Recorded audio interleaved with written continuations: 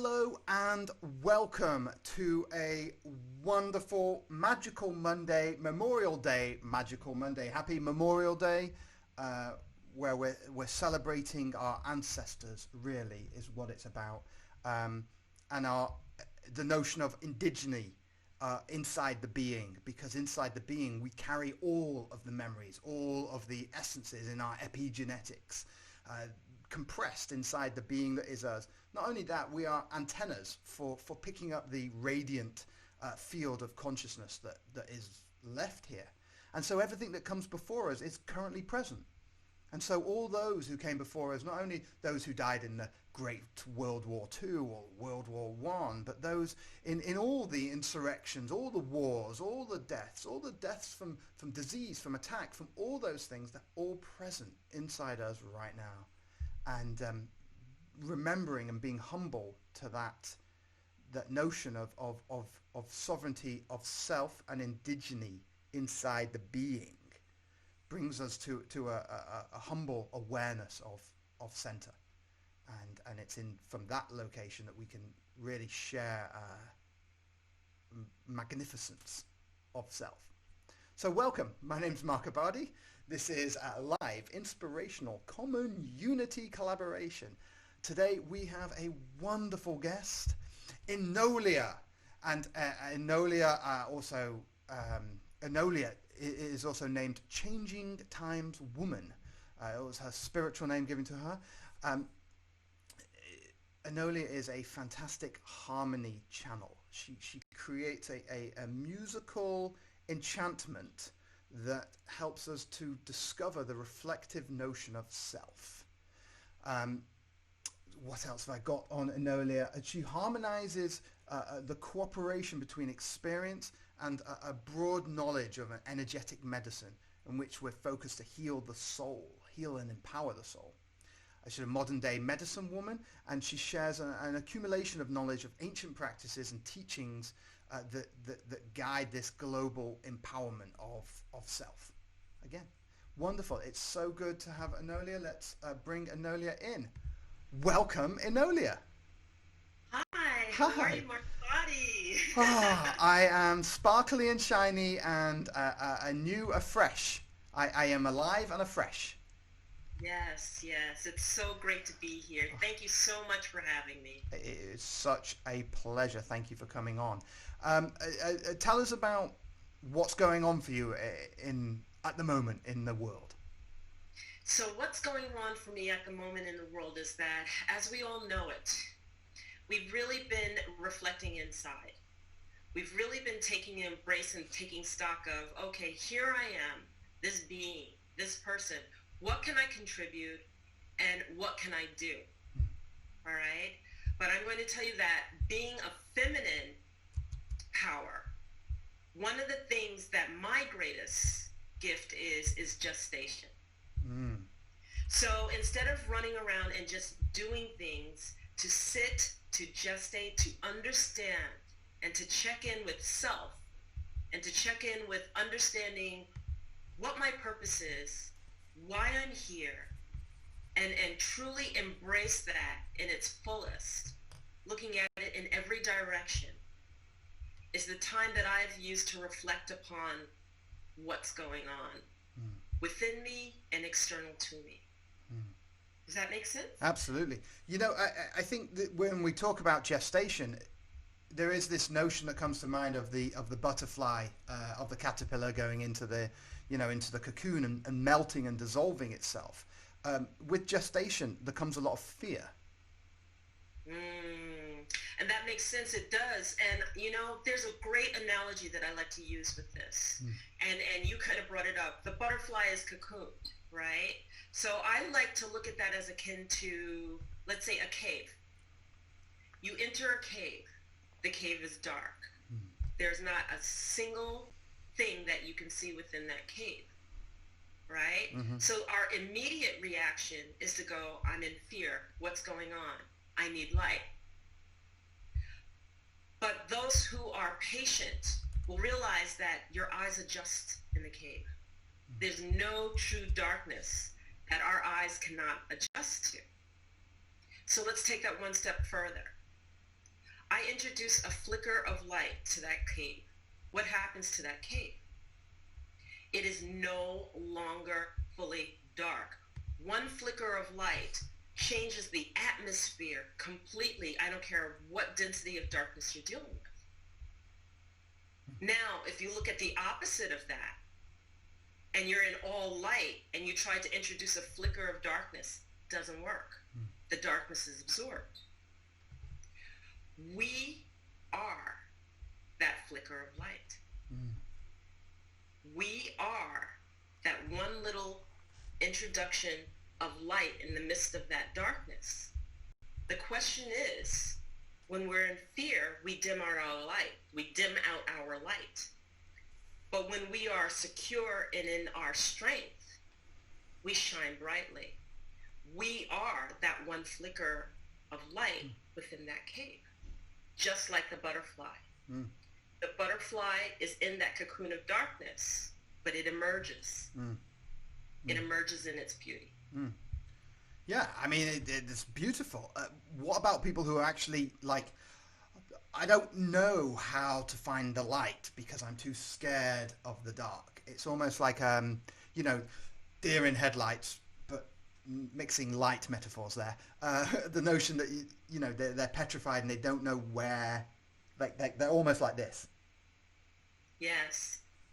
So yes. What do we do with them? I would say that we have to understand our surroundings. So first of all, we can walk around like a deer in the headlights our whole lives, all right? But what we need to do is that we need to embrace that who we are and what we are, first of all, is enough. Right. That we are worthy beings of being here, that our purpose for even being here is of value, first and foremost. And then after that, once we embrace the fact that we are of value, then what we say, what we do, what we think has value. And then if we can understand that what we say, what we do, what we think has value, then we can get out of our ego, which basically says, oh, I need this, I need that, here's the worry, here's the concern, and we can push that bubble of fear back and just be who we are in acceptance of our weaknesses and our strengths. Right, right. That we don't have to be this facade of how people perceive us. We don't have to be this facade of what we think we should be based on judgment.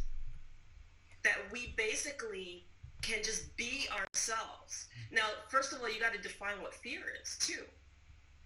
Fear, in my mind, is the bubble of comfort that we enclose ourselves in, that we exercise what we do in our comfort zone. And see, when we go into our heart and our heart's desire, when we desire things, we usually desire things outside of our comfort zone. So that's what we're struggling with. We're struggling with pushing that bubble out and pushing that bubble back, whether it's limited thinking, whether it's our own judgment, whatever forms that bubble, our perceptions. And as we push it back, we're able to stand stronger. And you're saying that we desire things outside our comfort zone, because that seems somewhere counterintuitive, that you would think you desire things that you know, that's familiar, that's comfortable. Yeah, that's called a dream. That's called being a visionary. We perceive ourselves being a great surgeon one day. We perceive ourselves having a successful business. We perceive ourselves talking to the masses. But when we get in our own way, what do? We derail our own dreams by saying, but I don't have the money. I don't have the this. I can't do it. I don't know. I don't have the support. I don't know where to begin. We use these excuses. It's almost like excuses to stay within the comfort zone then. Exactly. Right. So our growth happens outside. That's lovely. I want to just revisit something you said about the accepting that we are good enough right now.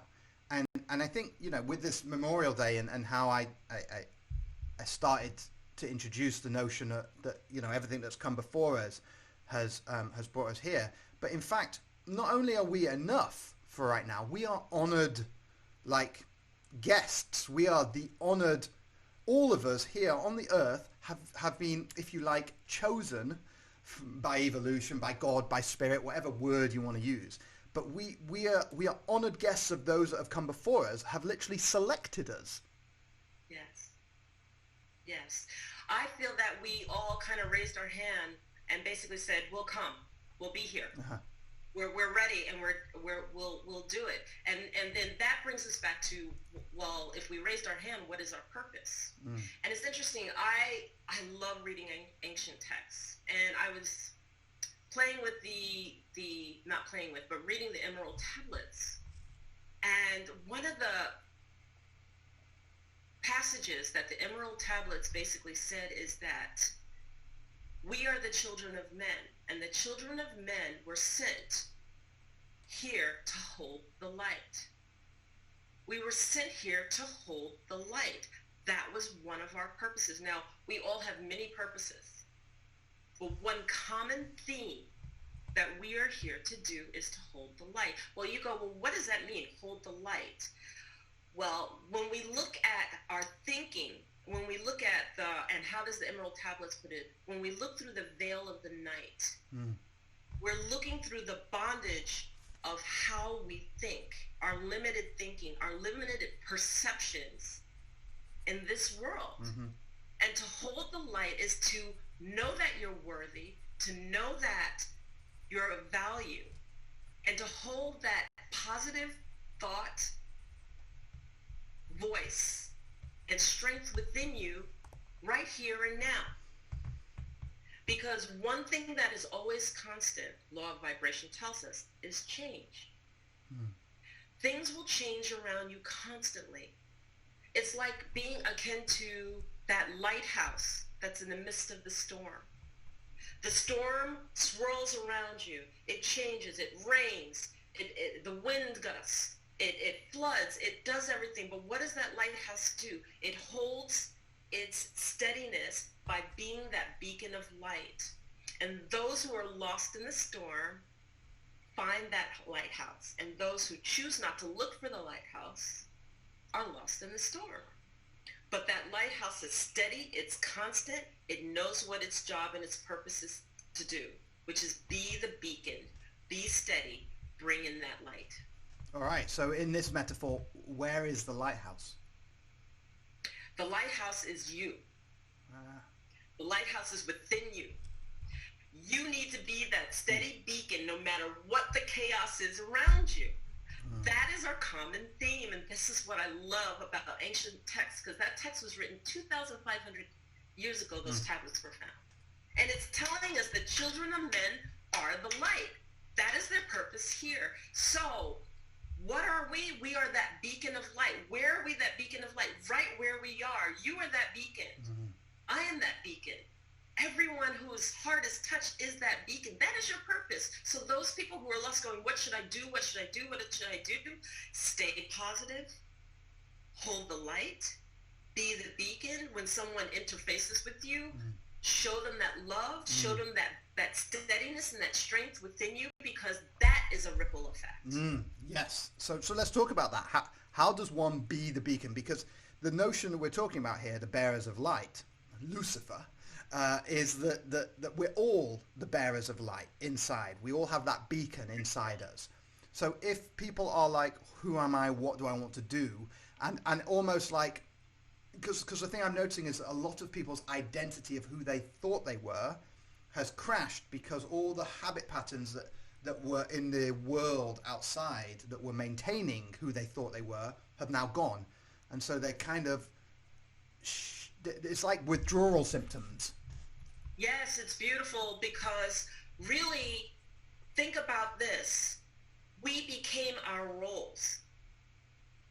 We became our roles. We were the good daughter. We were the good worker. We were the good sister. We were the good brother. We were the good, doctor. We were our roles. We became our roles. But if you shed those roles and you look at who you are as a being, you have to learn how to love yourself as yourself. You have to realize it's not about what you do, but who you are. You have to realize that the strength within you Your voice is powerful because it has vibration and it has a ripple effect. Your thoughts are powerful because they can manifest. They create what our world we're thinking of.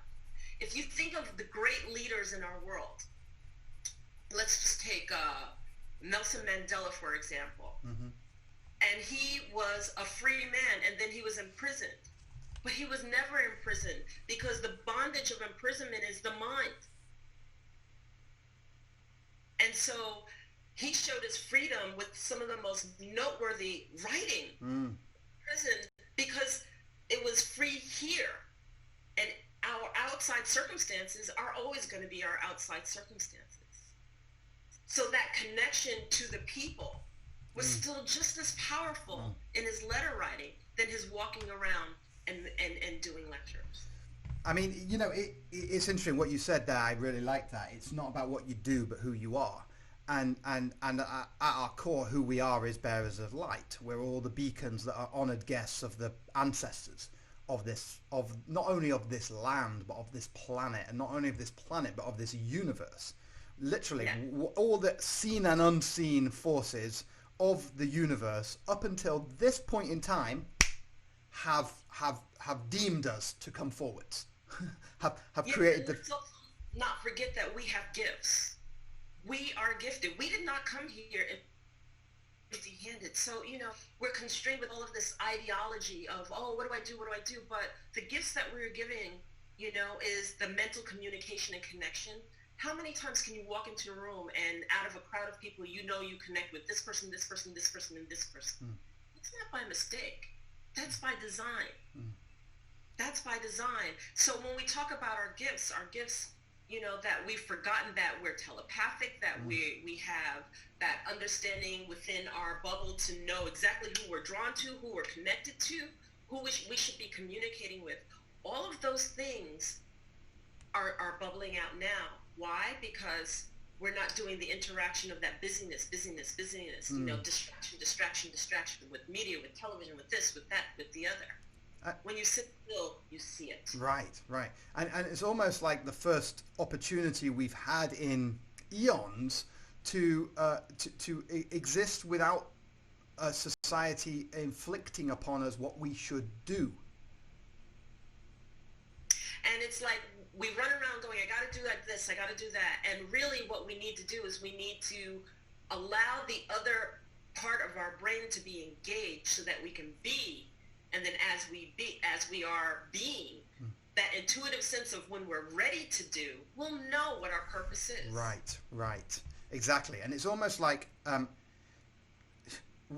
this union. Can you talk a little bit about the union of opposites? Because there's always this movement of, oh, do that, oh no, do that. Like go out and activate, or sit and meditate. Like, well, see, the thing about it is that, again, I go back to the law of the universe, which is like the law of gender. Okay, we all have a masculine and feminine side, right? And the feminine side knows how to gestate, sit still, and everything. And then the masculine side is more of the do. We have all been engaged in the masculine side. We were trained that way. Right. I worked corporate for 20 years, and I was told, okay, be like the man, dress like the man, meet the man, go head to head with the man. So my masculine side was engaged most of my life. Right. That my feminine side was perceived as weak. My feminine side was perceived as not worthy. But what it is a delicate balance. We need to find that balance. And this is for both men and women. This isn't about masculine. You're masculine, I'm feminine. This is about the fact that you're more than capable of going through the gestation period too versus doing. It's which side of the brain that you are connecting with. We have to strive to allow that pendulum not to flow from one side extreme to the other side extreme, but come to the center.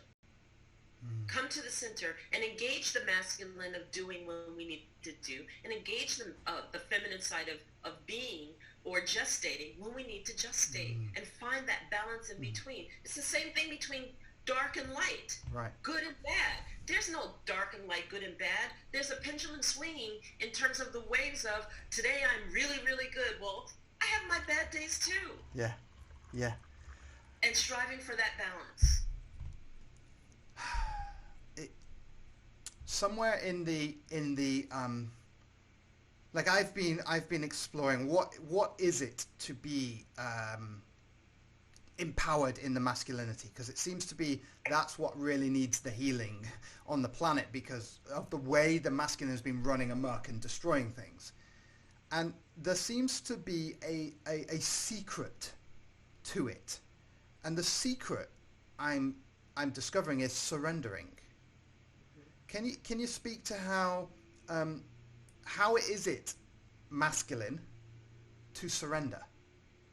Well, what are you surrendering to would be the big question. And what you're surrendering to potentially would be that divine feminine side within you that brings you back into balance. So what we're seeing is the extreme. We're seeing the extreme of what all masculine, no feminine embracement is.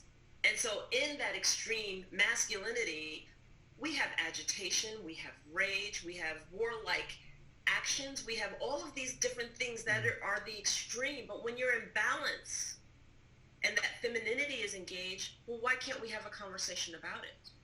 Well, why can't we understand what the points of origin of pain is? Because the femininity side, or that feminine side, is going to engage those questions. It's going to ask those questions that you don't want to touch, that might make you perceived as weak. I like that. So what we're struggling to do is to find that feminine and bring it out, because we've been so well groomed in the masculine and the masculine extreme. And we have how many thousands of years of it? Right. And look where we are. I don't know that it's worked very well. Right. Just one side and not the other. That was interesting what you said about the feminine's going to ask the questions. And it seems to go circle back round to that, the growth happens in the discomfort zone. And it's almost like the feminine is the womb and the space within which you're not defined. Exactly. So when you take a breath and you're focused on the breathing in, and then you're focused on the breathing out, what about the space in between? What about the hiatus of that breath before the breath comes out, the space in between? We don't like to work there. We can call it the gray area, we can call it whatever you want. But that's the place that we don't want to look. That's the place where that makes us uncomfortable. It has to have the defined logic. It has to have rational sense. No, it doesn't. It's quite interesting that nature grows in pulses of energy. It doesn't. For example, when you send light, you shine light on a cell. It mitoses. It splits better if you pulse that same light rather than just beam it.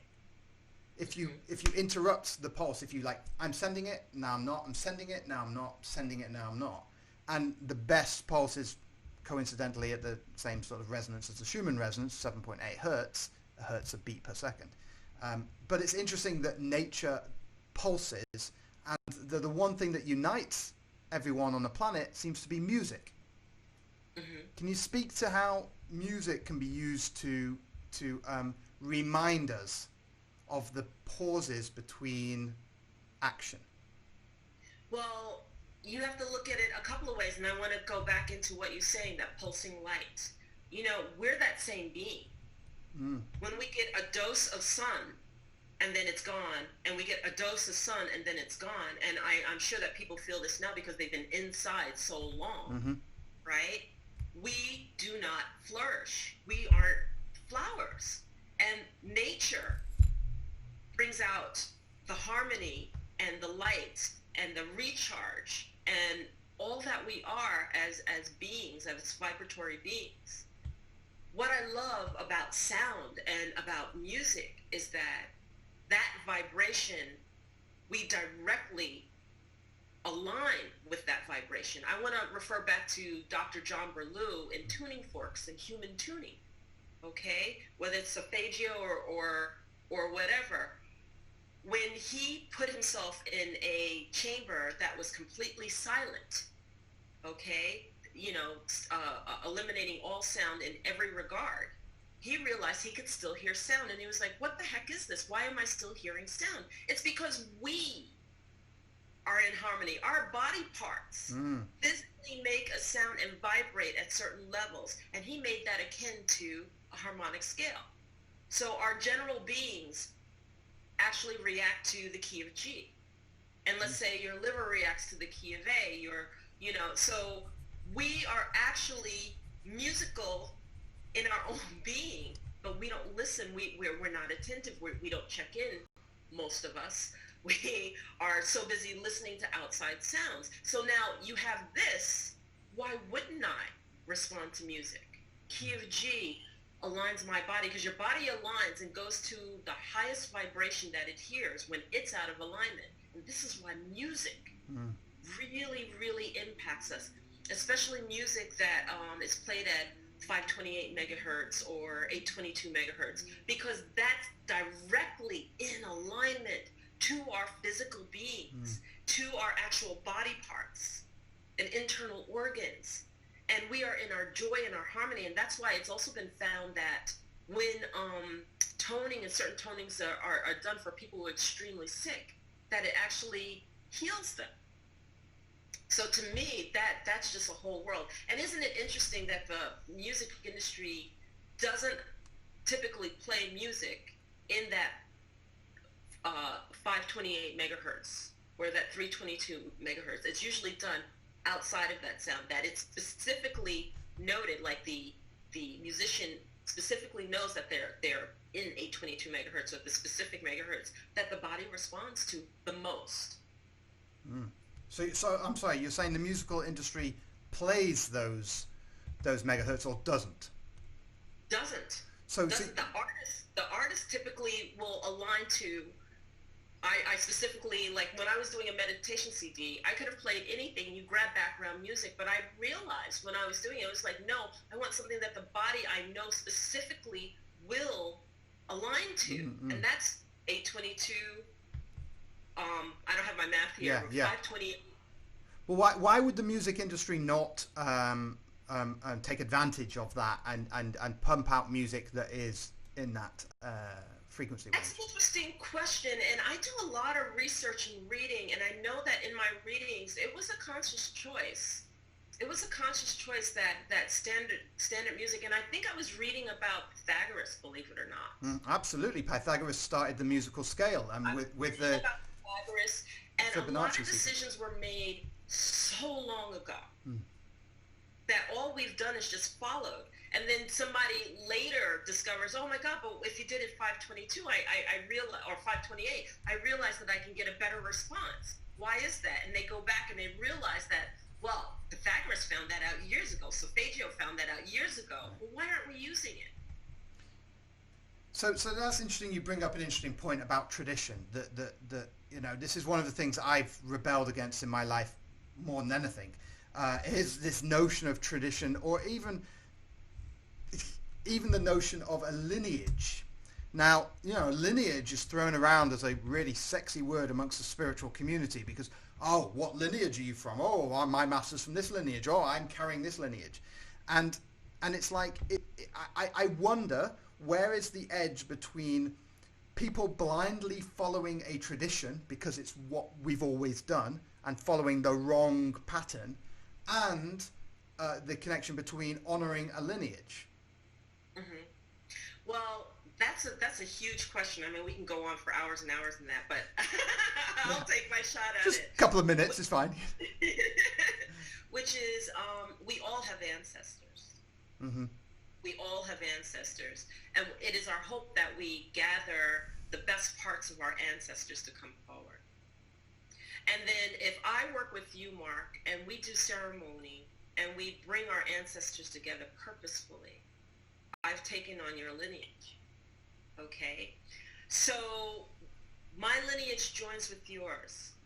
And if you believe in this aspect of knowing that we can call our lineage forward, we can call our guides forward, okay, to work with us as we explore new realms, that's one of the things that we do. It's a delicate balance between traditions and belief systems. I believe that certain traditions are so beautiful and so right on, spot on. But remember, and I go back to the laws in the universe, everything is in constant change. So how can we take the best of what we know to bring them forward in the times that we are in now? Like I refer to the Emerald Tablets. And the best of what I saw there is that we are holders of the light. And I think that that message is something that is so prevalent and needed right now. But it doesn't mean that I'm going to go and say, okay, there are the halls of Amenti. I'm going to go find it, and I'm going to go meditate, and I've been there, and blah, blah, blah, blah, blah. I'm not going to take the whole adaptation. I'm going to take what moves forward that touches my heart and resonates with me now. And then I'm going to ask my ancestors to show me clarity as in how I can deliver that message to touch the hearts of others in the right way. I think there are many roads to doing this. And that I don't judge how each person chooses to bring the best of them forward, as long as it's the best of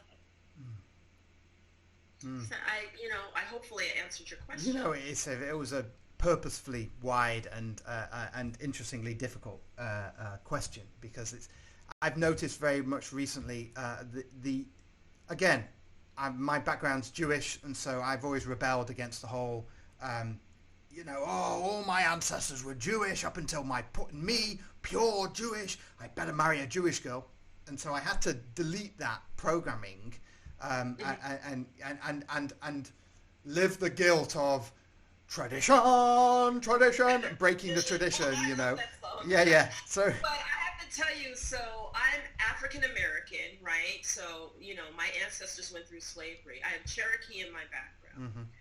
I have studied with Native American grandmothers who embrace me and see me as I am. I have studied with African ancestors. I have studied with New Zealand ancestors. Okay, I've studied with the Waiataha. I've studied with the Mayan.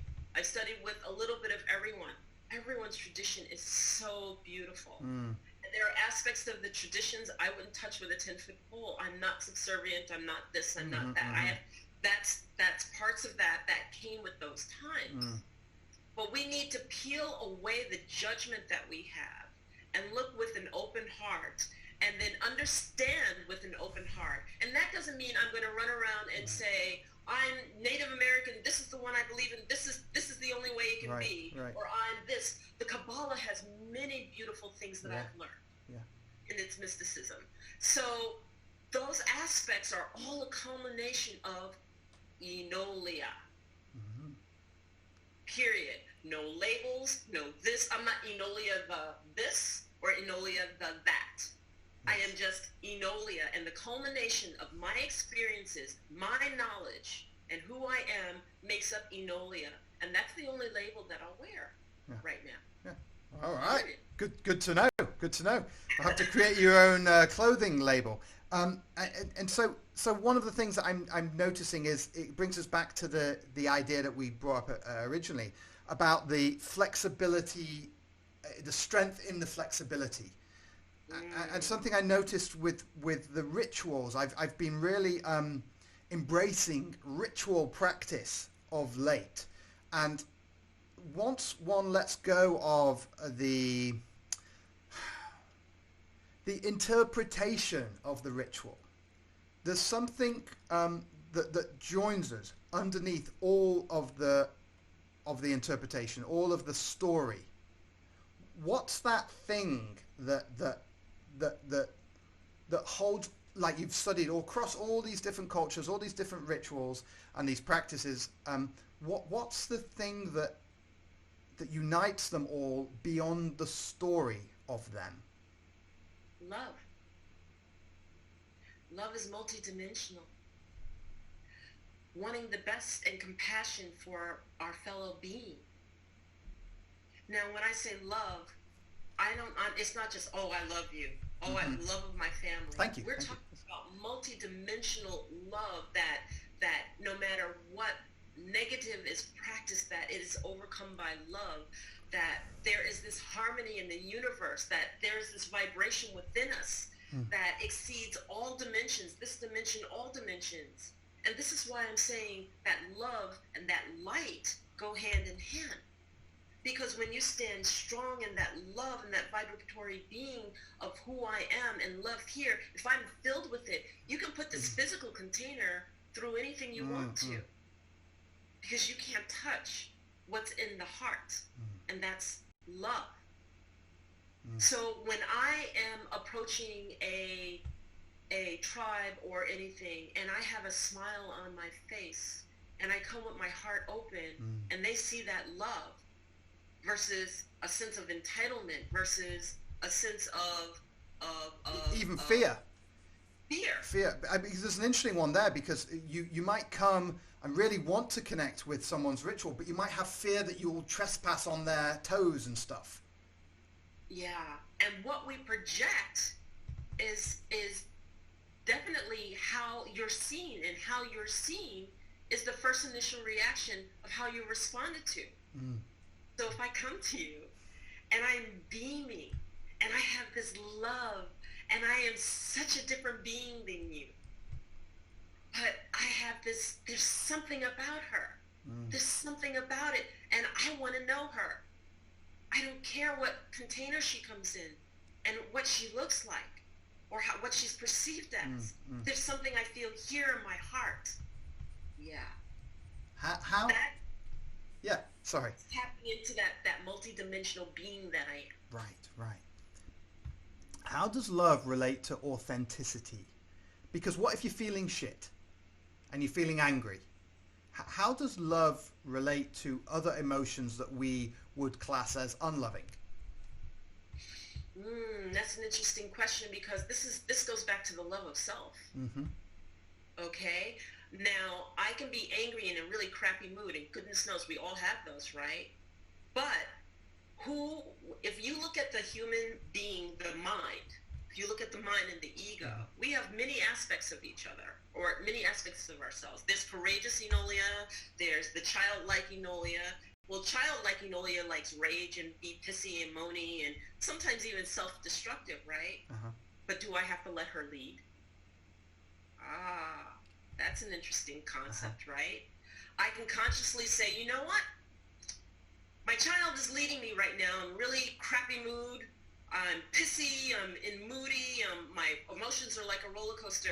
She's not serving me right now. I need to call on the courageous woman that doesn't do that. Get to the back of the line. Let the courageous woman out. And just acknowledge the fact that the child is a part of me. The child has power, but she doesn't have to have power over me. And so, in those times when I just separate myself, I go through my moods, and then I make a conscious choice of who leads my life when I'm interacting with people. That's interesting that you said about separating the self. One other thing that's come up a lot is this notion of archetypes, and almost empowering different parts of ourselves to be other individual personalities. Do you do any work with archetypes, and do you find that you have conversations inside yourself with the other parts of you as separate from you? Absolutely, I do, because, whether we choose to not, we are beings that have many, many different experiences, and then different aspects of us help us survive those experiences. And because those experiences have been encountered, how could we not?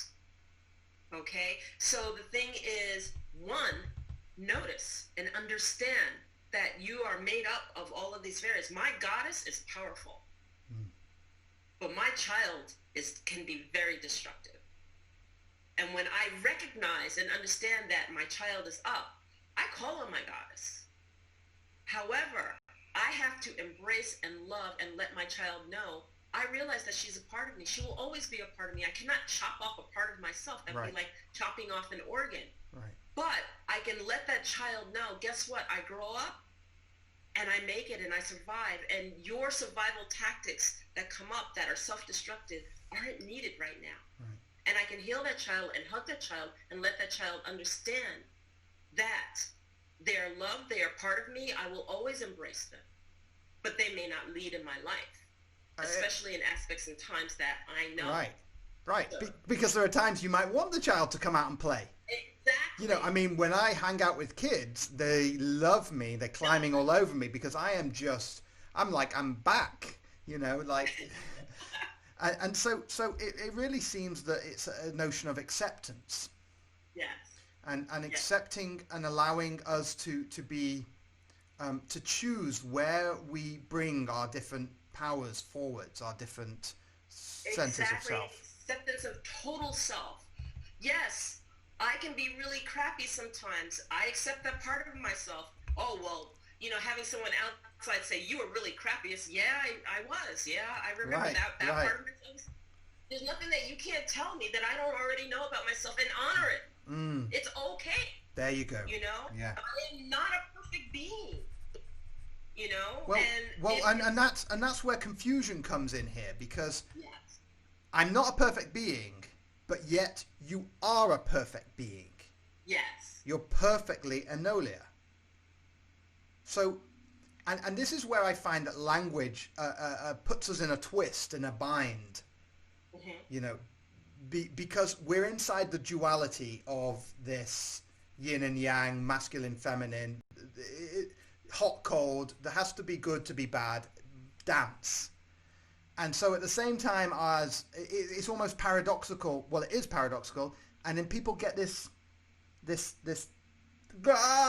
about it, which is you're both perfectly who you should be, and you're not a perfect being. So exactly. Well, how do we difference yeah. between perfect and perfection. Okay, Okay. and see, being perfect is accepting your imperfection, Mm, right.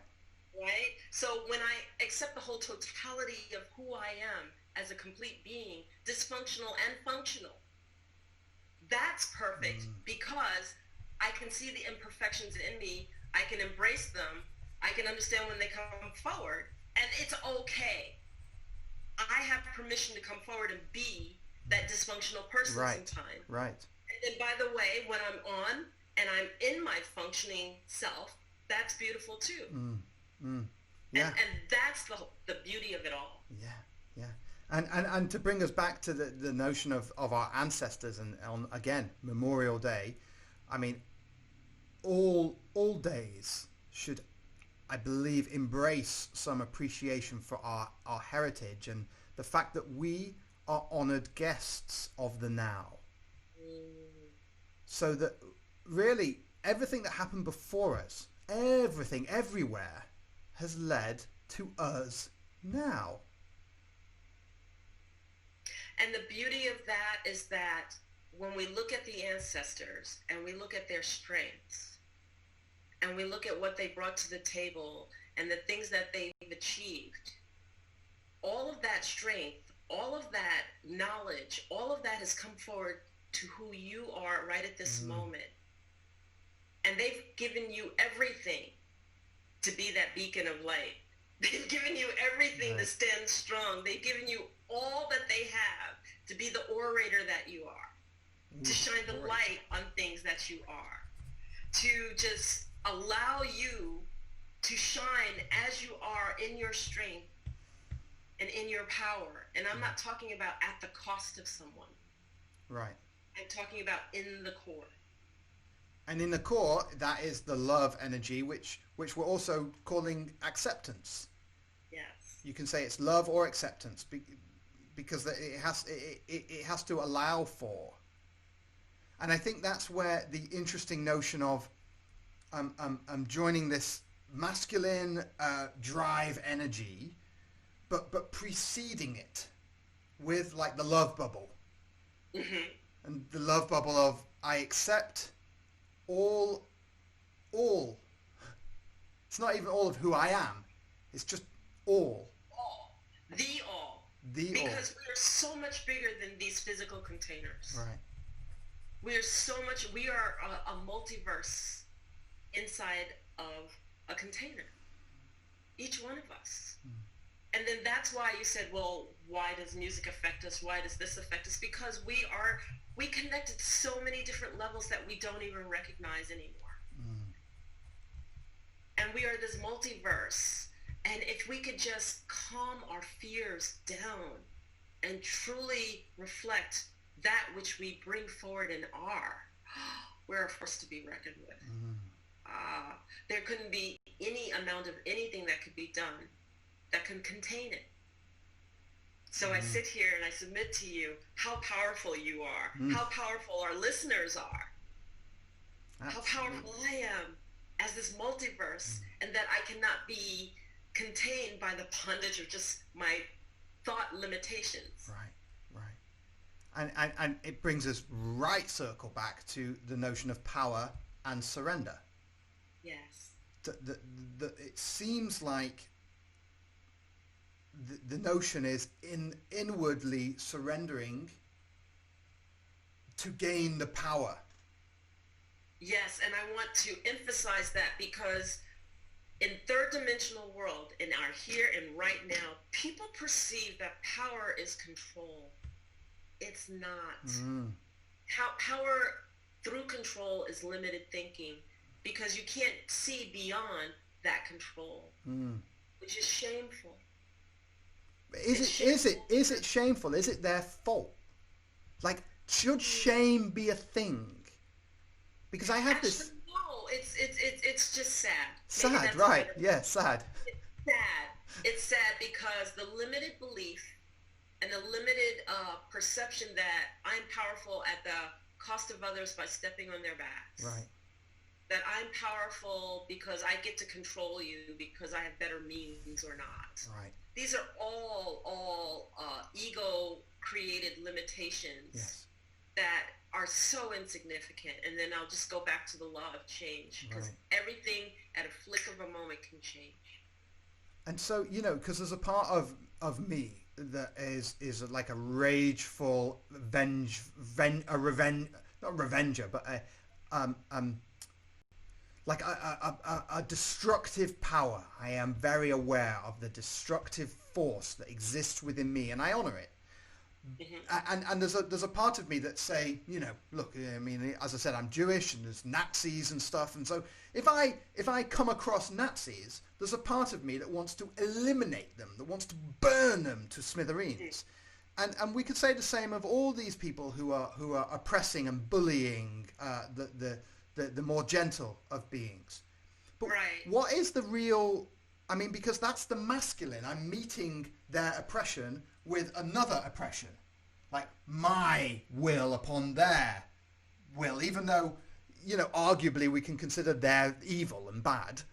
But again, it's like, what is the key to helping those people who are sadly in the oppressive regime?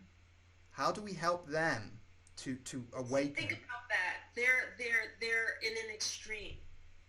I think of the law of correspondence, the seed of your fruit. You are what you came from. So sometimes you don't realize what's right or wrong or anything. You just know because this is the belief system that you grew up in. I think about the yin and yang because we all have dark and light in us. It's not balanced. It is balanced. Where does that pendulum swing? Right?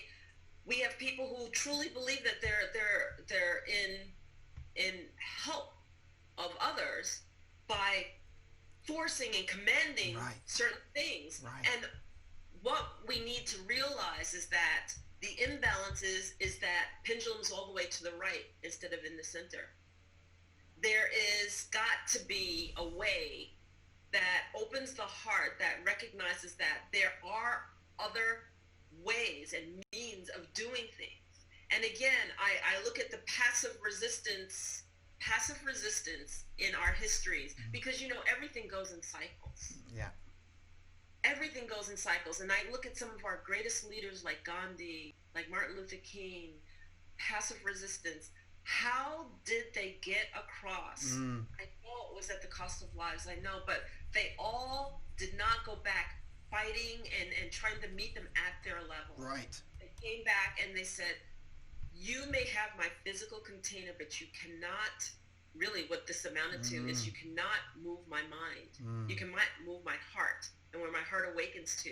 So they may have rushed everyone into the jails, but are they going to fill the jails with 30 billion people? No. At a certain point, it was like that sit-in, I can't keep filling my jails. I can't keep I can't keep everyone. Right. So at a certain point, something had to give. And again, what did they have in common? They had that free mind. They had the freeing of their mind and their hearts. You could not enslave the thought, the passion. And that freedom, we all have that freedom. We all have it. We all have it. We just have to choose to keep that front and forward in the midst of anything. Right. My first teacher used to say about, where do you put your center of gravity? Where do you put your center of self?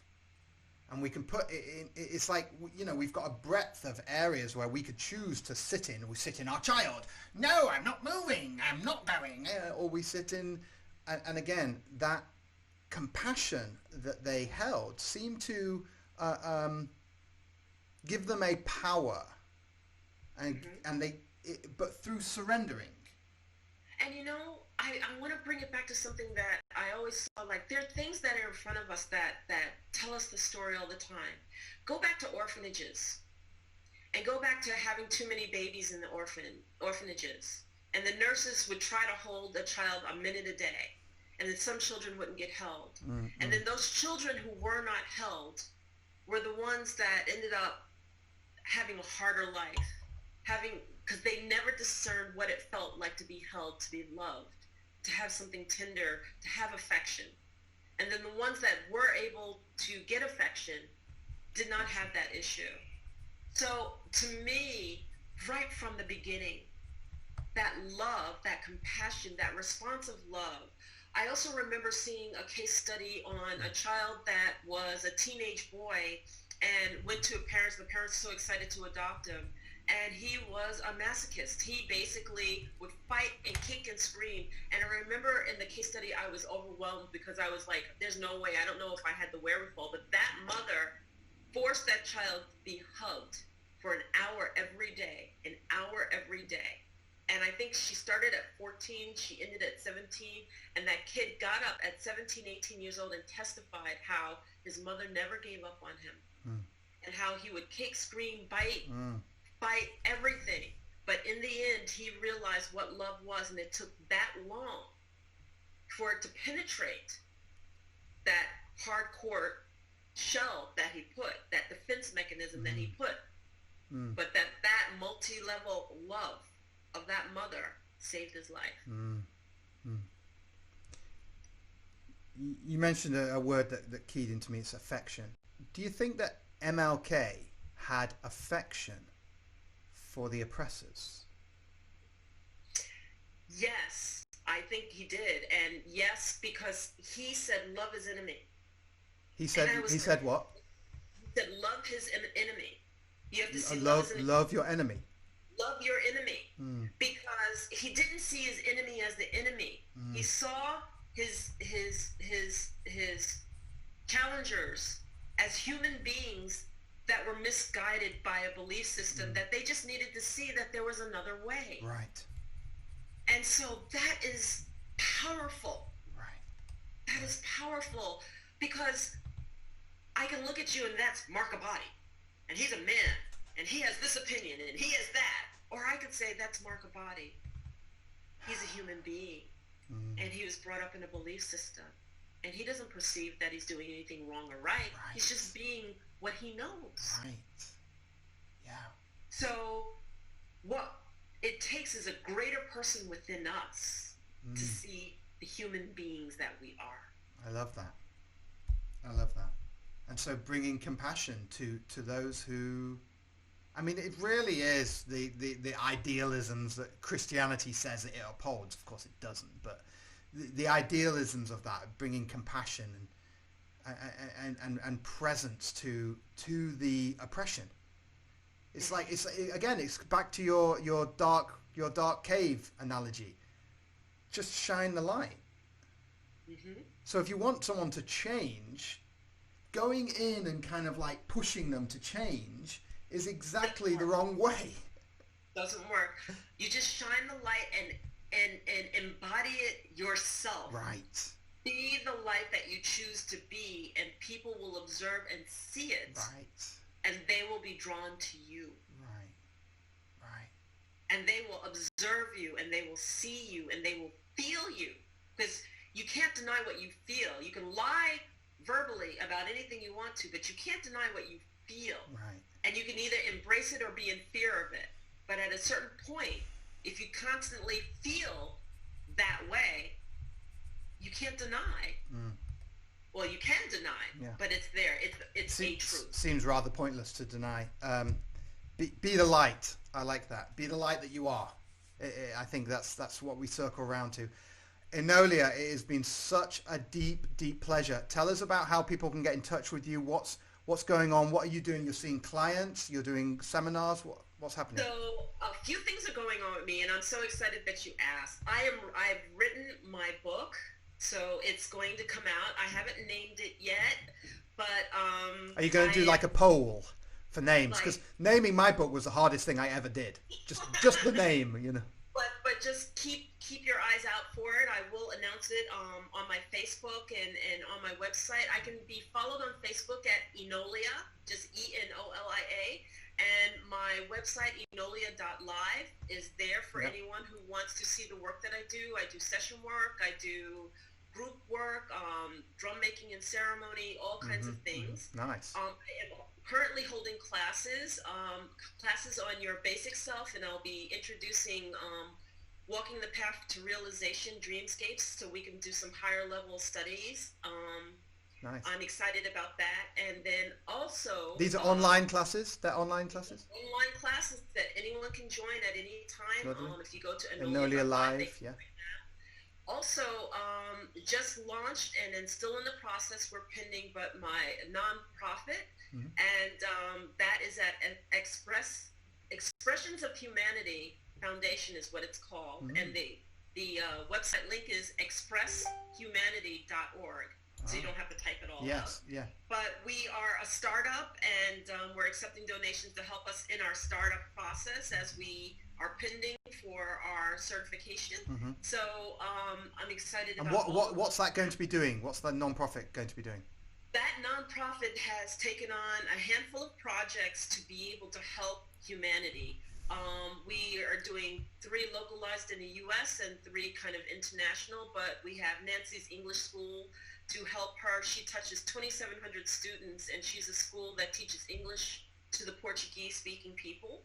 And, with the switchover, she just got caught so off guard. She touches so many lives. So we'll hopefully be able to help her out. So it's an education. It's an education and a loving thing. Everything has an education or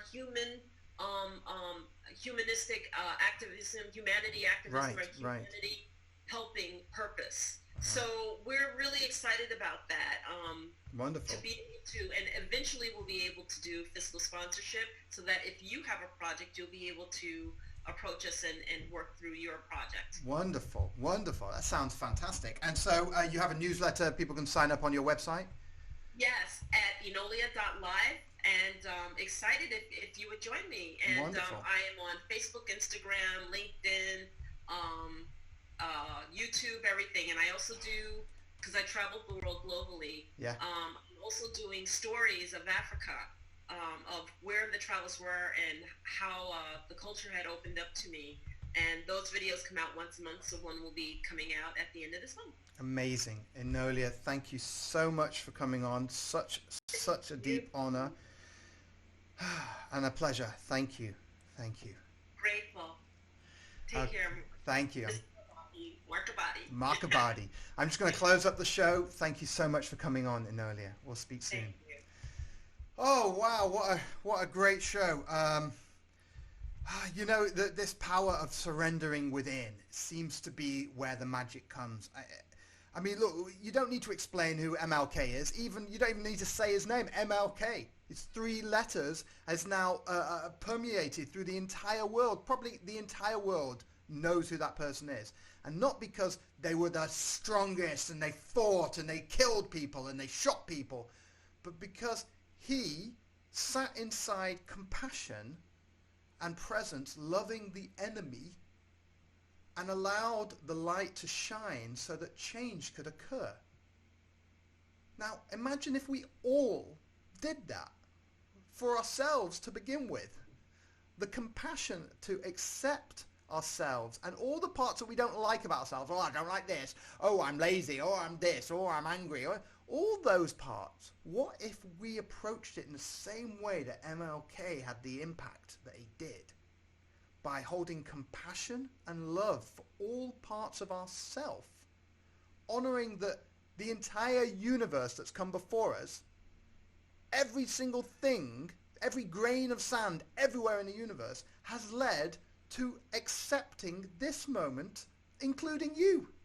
You are a accumulation of everything that's ever happened until now that says, okay, go. Mark Abadi, go. You're perfect, go. So now let's take that universal principle and remember it. Remember, become again a member of that realization, which is we are already perfectly who we should be. All we have to do is apply that same presence of loving acceptance, of compassion, of affection. What happens if we're just affectionate to ourselves? All parts of ourselves. The darkest, the lightest, doesn't matter. Cool. My name's Mark Abadi. It's been wonderful to have you all on the show. I have a book, bookevolve.com. As I said, Evolve was the hardest bit. The name was the hardest bit of the book. Tomorrow we've got wonderful guests this week. We've got Daniela Gill. We've got Kenji Williams. We've got Karen Atkins, and we've got Missy Galore. Have a wonderful week. Have a wonderful everything. Every breath. Have a wonderful breath. See you tomorrow. Please like, share, do all that fun stuff. Bye.